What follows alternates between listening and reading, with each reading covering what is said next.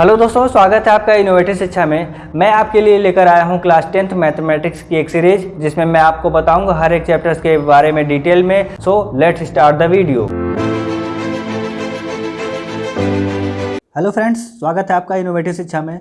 आज की इस वीडियो में हम फिर से कंटिन्यू करने वाले हैं class 10th mathematics chapter 3 pair of linear equation in 2 variable को। आज के इस वीडियो में हम कंटिन्यू करेंगे क्रॉस मल्टीप्लिकेशन मेथड। अभी तक मैंने आपको 2 मेथड बता दिया है, 2 अलजेब्राइक मेथड बता दिया है। कौन कौन सा?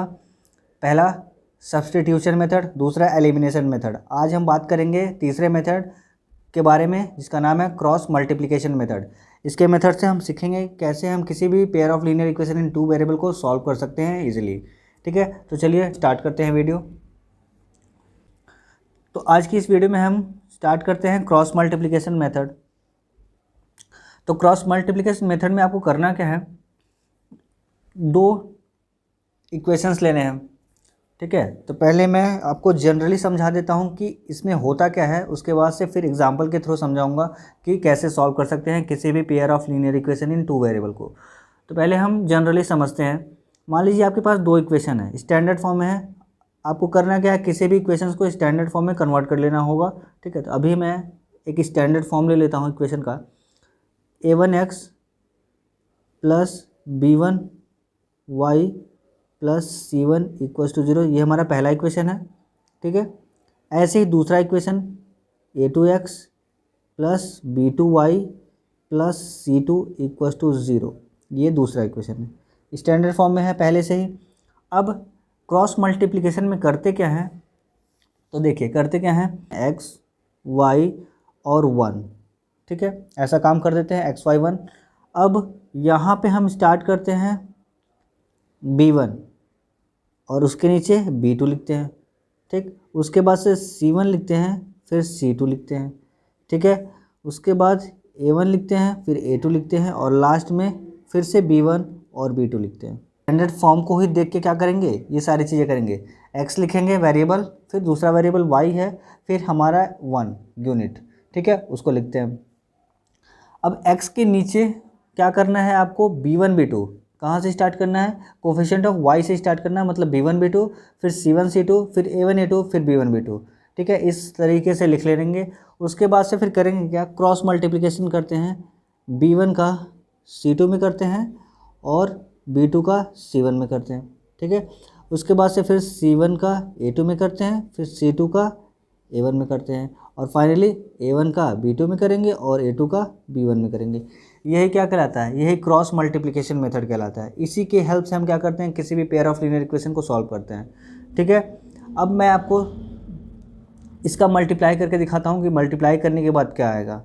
अब इसको लिखेंगे कैसे, इसको लिखेंगे हम x अपॉन, ठीक है, b1 का मल्टीप्लाई हो चुका है c2 में, क्लियरली आप देख पा रहे होंगे b1 का मल्टीप्लाई c2 में हो चुका है, और फिर माइनस b2 c1 ये करते हैं और उसको इक्वल करते हैं किसके, y upon c1 a2 minus c2 a1 के इक्वल कर देते हैं।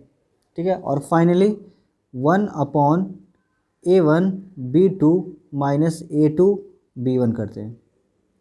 ठीक है, ये चीज़ आ गया हमारे पास, ये लाइन मिल गया। अब इस लाइन को क्या करते हैं, देख सकते हैं इस लाइन में क्या है, 3 स्टेटमेंट इक्वल दिया हुआ है। ठीक है, अब तीनों स्टेटमेंट्स में से हम 2-2 इक्वेशंस को या फिर 2-2 स्टेटमेंट को एक साथ सॉल्व कर सकते हैं और x और y की वैल्यू कैलकुलेट कर सकते हैं।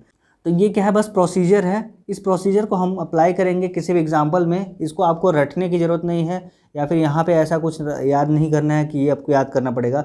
आप 1-2 एग्जांपल की प्रैक्टिस करेंगे तो आपको कॉन्सेप्ट क्लियर हो जाएगा कि ये चल क्या रहा था। तो चलिए हम एग्जाम्पल से समझने की कोशिश करते हैं कि यहाँ पर क्या हो रहा था। 2x plus y minus 6 equals to 0, 4x minus 2y minus 4 equals to 0। ये हमारे पास 2 इक्वेशन है। इसकी नेमिंग कर देते हैं, इक्वेशन नंबर 1 और इक्वेशन नंबर 2। इन दोनों इक्वेशन को सॉल्व करना है with the help of cross multiplication method. तो ये इक्वेशन पहले से ही स्टैंडर्ड फॉर्म में लिखा हुआ है। आपको करना क्या है, x लिखना है, y लिखना है, 1 लिखना है। उसके बाद पहले मैंने बताया था कि आपको x के नीचे 2 चीज़ें लिखनी है। क्या क्या लिखनी है, पहले कोफिशिएंट ऑफ y लिखना है, तो कोफिशिएंट ऑफ y है आप 1, उसके नीचे -2। ठीक है, उसके बाद से c1 लिखेंगे तो -6 और -4 आएगा। फिर a1 पे आएंगे तो 2 और 4 आएगा, और उसके बाद से फाइनली किस पे आएंगे, 1 और -2 पे, ये रहा।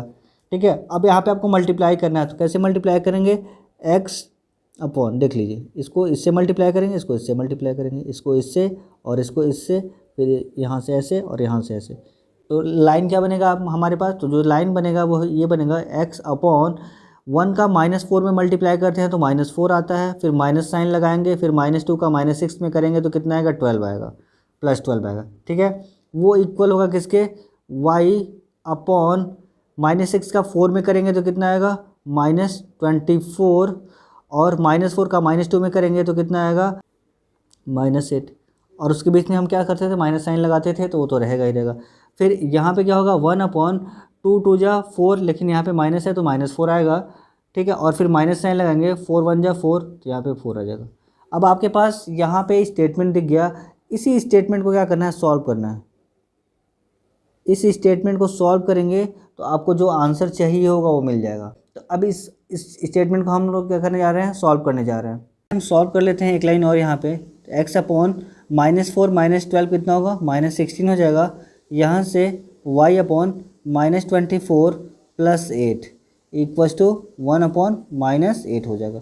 ठीक है, एक और लाइन सॉल्व कर सकते हैं, x upon -16 equals to y upon -24 + 8 कितना होगा, तो वो हो जाएगा 16, -16 इक्वल्स 1 अपॉन -8, ये हो जाएगा। ये हमारा फाइनल लाइन है। अब इसकी हेल्प से हम क्या कर सकते हैं, दोनों x और y की वैल्यू कैलकुलेट कर सकते हैं। तो यहाँ पे आप कर लीजिए, इफ़ x अपॉन -16 इक्वल होगा 1 अपॉन -8 के, तो इस कंडीशन में x की वैल्यू क्या आएगी, तो वो आएगा -16 अपॉन -8, मतलब x की वैल्यू आ जाएगा 2।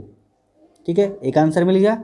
अब अगर ऐसे ही आप y upon -16 equals to 1 upon -8 को सॉल्व करेंगे, तो यहाँ से y की वैल्यू आ गई -16 अपॉन -8, मतलब y की वैल्यू यहाँ पे भी क्या आ गया, 2 आ गया। मतलब आंसर x की वैल्यू और y की वैल्यू दोनों क्या आ रही है, 2 आ रही है, तो x और y क्या हो जाएगा, सॉल्यूशन हो जाएगा किसका, जो हमारा पेयर ऑफ लीनियर इक्वेशन था गिवन, उसका सॉल्यूशन हो जाएगा। तो हम इस मेथड से ऐसे इजीली फाइंड कर सकते हैं किसी भी पेयर ऑफ लीनियर इक्वेशन का सॉल्यूशन। आई होप इतनी बातें आपको क्लियर हो गई होंगी। चलिए एक और एग्जांपल करने की कोशिश करते हैं। तो मैं यहाँ पे एक एग्जांपल लिखता हूँ, x - 2y इक्वल्स टू 0 पहला इक्वेशन है, और दूसरा इक्वेशन है 3x + 4y equals to, a1 और a2 की वैल्यू निकाल लीजिए, कितना आएगा, वो है 1 और 3। फिर है b1 b2, वो कितना है, -2 और 4, और साथ में c1 और c2 की वैल्यू कितनी है, 0 और -20। ये आपके पास कैलकुलेट हो चुका है। अब आपको करना क्या है, टेबल बनाना है, x y और 1। x के नीचे आपको -2 और 4 b1 b2 लिखना है, उसके बाद से फिर c1 c2 मतलब 0 और -20, फिर उसके बाद से a1 a2 मतलब 1 और 3, और फाइनली आपको फिर से -2 और 4 लिखना है। अब जब ये बन जाता है, आपको क्रॉस मल्टीप्लाई करनी है, इसका इसमें, इसका इसमें, यहाँ से यहाँ पे, यहाँ पे यहाँ, और ऐसे मल्टीप्लाई कर लेना है। ठीक है, मल्टीप्लाई करने के बाद से क्या क्या इन्फॉर्मेशन आएगा, चलिए मैं आपको करके दिखाता हूँ। तो x अपॉन कितना आएगा, -2 20 जा कितना होता है, -40 हो जाएगा। ठीक है, और यहाँ पे 4 0 जा 4, यानी कि 0 ही लिख सकते हैं, -0 इक्वल्स टू y अपॉन 0, फिर -20 इक्वल्स टू 1 अपॉन 4 -6। इस चीज़ को सॉल्व करने के बाद क्या मिलने वाला है, यहाँ से मिलेगा x upon -40 equals to y upon 20 equals to 1 upon 10, ये मिल जाएगा। अब इस इक्वेशन को सॉल्व करने के बाद आपको प्रॉपर सॉल्यूशन मिल जाएगा, x और y की वैल्यू मिल जाएगी। तो चलिए सॉल्व करके देखते हैं।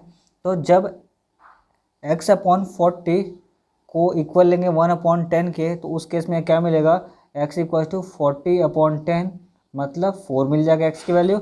और जब y अपॉन 20 इक्वल लेंगे 1 अपॉन 10 के, तो उस केस में मिलेगा y इक्वल टू 20 अपॉन 10, इसका मतलब 2 आंसर मिल जाएगा। तो x की वैल्यू क्या हो जाएगी, 4 हो जाएगी, और y की वैल्यू 2। ये हमारा फाइनल आंसर हो जाएगा with the help of cross multiplication method. ठीक है, तो हम ऐसे किसी भी प्रॉब्लम को सॉल्व कर सकते हैं इजीली क्रॉस मल्टीप्लिकेशन मेथड का यूज़ करके। अगर वीडियो पसंद आए तो लाइक कीजिए, कमेंट कीजिए, अपने फ्रेंड्स के साथ शेयर कीजिए और सब्सक्राइब भी कीजिए। Thanks for watching the video.